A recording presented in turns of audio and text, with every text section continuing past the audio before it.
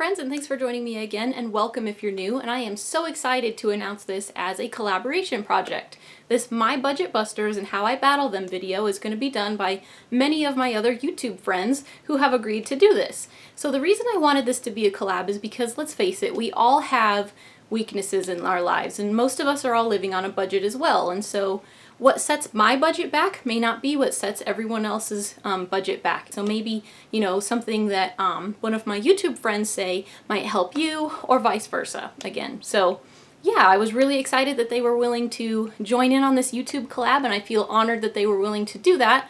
And so tomorrow or over the weekend, my friends over at His and Her Money, Our Life on a Budget, Budget Girl, and Frugal Chic Life will all be putting out a video on the same topic, and I for one can't wait to see what they come up with, because they are all really smart people. I really enjoy their YouTube videos and their channels. I'll go ahead and add the channels that are actually participating in this collab in the description box below, so that over the weekend, starting tomorrow, you can go look for their videos as well.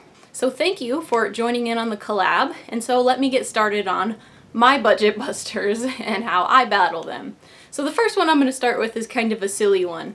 So I'm of European descent, and my grandparents actually lived more years over in Europe than they did in the States, and of course they picked up a lot of culture while they were there.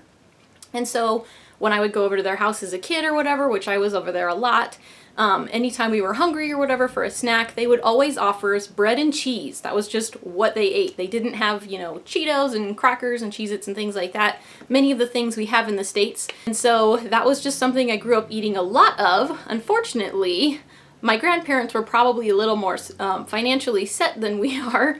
And so we just have a budget that just doesn't allow that same kind of fancy cheese to be in that budget. That doesn't mean I don't crave it though. So every time I go to the grocery store and I'm walking by that specialty cheese case, I almost have to look the other way, because I just know that I can't have that Havarti. It's just too much money for that Munster. My money would be gone if I bought that Gouda. The Parmesan is pricey, and that fancy cheddar just ain't cheap. So yes, unfortunately, it is a little too expensive to be able to indulge in that stuff. And so the ways that I actually battle that, because I have fallen into that pitfall where I'm like, but I just really want, and then I end up with less money in my budget for other things that we actually need. So one thing I do is that I always look for it on clearance. So, I try not to have a specific one that I want. And so, when something will show up on clearance, I'll make sure to buy it then, because then you can have it for half price. Or my second way that I try to get my cheese on is if I get it at a discount grocery store. Now, most cities have some sort of a discount grocery store, of course, whether it be Aldi or a little mom and pop or whatever. But my discount grocery store recently had this smoked Gouda, and it was $1.99, and in the specialty cheese case from my regular grocery store, this stuff is over $5 for the same size block, which is excellent. So I go ahead and throw that up in my freezer, and then I can have it to indulge in a few weeks once I get that craving back, and I have it for cheaper. So there we go. My budget buster of fancy cheese curbed. The second one would be vet bills. It seems like vet bills almost always come up unexpectedly, and they're always more expensive than you think they will be. I just put out a video on how I'm dealing with this on Tuesday, so I'm not going to go into this too much, but basically I just have been doing more of the low-level stuff at home. Probably things that would be much easier for other people to do is more of a challenge for me because of my personality with that sort of thing. But we are doing our best to try and get what we can done in that way, and just doing more of the things that we can at home. And since we live not too far from a feed supply store that actually sells a fair amount of veterinary supplies, nothing crazy again, I'm not going to go into it too much, but just like some electrolyte replacements and things like that we can help our animals with for cheaper instead of having to take them to the vet over every little thing anymore, has definitely helped our budget, because it seems like vet bills are really hard to try to budget for, because you never know when they're going to come up. So being able to just get some cheaper supplies and taking care of stuff on our own has been helping us tremendously. The next thing would be spending more money to get free shipping. I don't know why this drives me crazy, but I always fall into this trap. I used to work for a marketing company, and so I understand the solid marketing behind it. But say I run out of an essential oil like I did recently. I ran out of eucalyptus oil, and I use that one a lot. And so I go online and I'm like, all right, I'm going to try and get this for, just the essential oil I need because I ran out of this one, and then just move on. Well, of course, it's like $12, but the shipping would be another $3, so it'd be $15. But you get free shipping if you spend over $25, which is just too enticing. Why pay for shipping when you don't need to, right? Well, then I start looking up other essential oils that I could potentially need. And so, the next one I'm looking at is another $10. And I'm like, all right, the 12 plus the 10, that brings us up to 22. I still need $3 more in order to get my free shipping. So I look up another essential oil. And before I know it, my cart has like $30 worth of essential oils, most of which I didn't even need, just so I can get the free shipping. So I am no longer trying to fall into this trap. I'm doing everything I can to try to keep myself out of it, and the ways that I'm doing that is to, if I'm going to go online to go shopping for the things that we need, I'm going to stay really focused to make sure that I'm only getting the stuff I need, get on the internet, get the thing I need, and get off of it, because it just is too enticing. And then the second way is to just shop locally for some of these things. If I go over to my local health food store, even if they have it for a little bit more than the online price, there isn't that same temptation to spend more to save some, and so I only have to spend as much as, I actually need, and then I don't fall into that same trap. So shopping locally has helped me tremendously. However, not everything I need is available locally, so again, when I am going to shop online, I'm trying to stay more focused and not fall into that same trap. And then the last one, I almost didn't even want to include this story because I am so embarrassed about it, but it's deferred maintenance. So we actually did an addition on our house recently. Actually, it was a while back. It was 2011.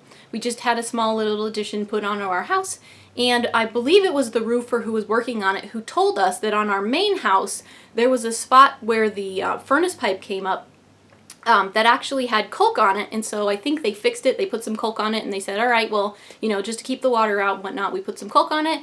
But in our climate, here in Colorado, it gets really hot in the summer and really cold in the winter, and just the extreme temperatures make stuff wear out faster. So he said, even though it's like a 5-year caulk, it's only going to last like 2, maybe 3 years at the most. You need to keep up on it, and just do it on your own. So I'm like, okay, and then guess what? Guess who forgot all about it? Well, fast forward, here it is, 2016, and after the summer came, and we've been getting a little more rain because it almost never rains in the summer here. It's really dry.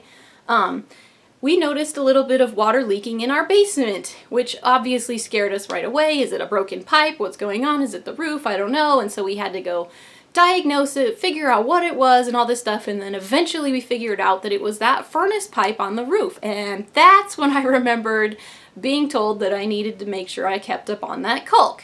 Well, this could have been a huge budget buster. Having your roof leak can make your insulation get wet. It can make the drywall, be compromised. You might have to pull that out, mold can set in. I was freaking out about what kind of damage we were doing to our house while the roof was leaking. But after investigating, we found out that we got really lucky. It didn't leak on the insulation, it just came and followed down the furnace pipe, and then when it was leaking into the basement, it wasn't on a space where there was drywall. It was not drywalled in the area where the furnace was and whatnot, and it was just getting on a tile floor, so there was no carpet or pad or anything else that got wet. And it's pretty dry here, so after the rain, the humidity went way down, everything dried out really quickly, and then no mold was able to set in or anything like that. We were able to clean up everything pretty quickly. So it could have been a huge big deal, but it wasn't, thank God. So anyway, deferred maintenance, and it doesn't even have to be house maintenance. If you're not, a homeowner, don't put off the maintenance on your car. If you don't want to change your engine, think about making sure you change your oil regularly, that sort of thing. Just keeping up on your maintenance and not waiting for a problem to occur is a whole lot smarter. So there you go. Those are my budget busters and where I have had weaknesses and all the ways that I have learned from all of those things. And again, I am so excited to see what else my YouTube friends are going to come up with in this collab. And I also want to mention that in case I missed you, if you are a YouTube channel who follows my channel, I would like to give this as an open invite for you as well. So if I missed you on the invite, please feel free to do a video on the same thing. Just call the video My Budget Busters and how I battled them. And then of course be sure to leave me a comment below that you did the video so that all of us can know that you also did it, and then I can go check it out and see what you've put together as well. So thank you all of my YouTube friends who have agreed to do this collab. Thank you to my YouTube subscribers and friends for following along my channel. I really appreciate you all so much, and I really hope that you were able to learn something from my video and all of my silly mistakes that I've made. So we'll see you next time. I'm Frugal Green Girl.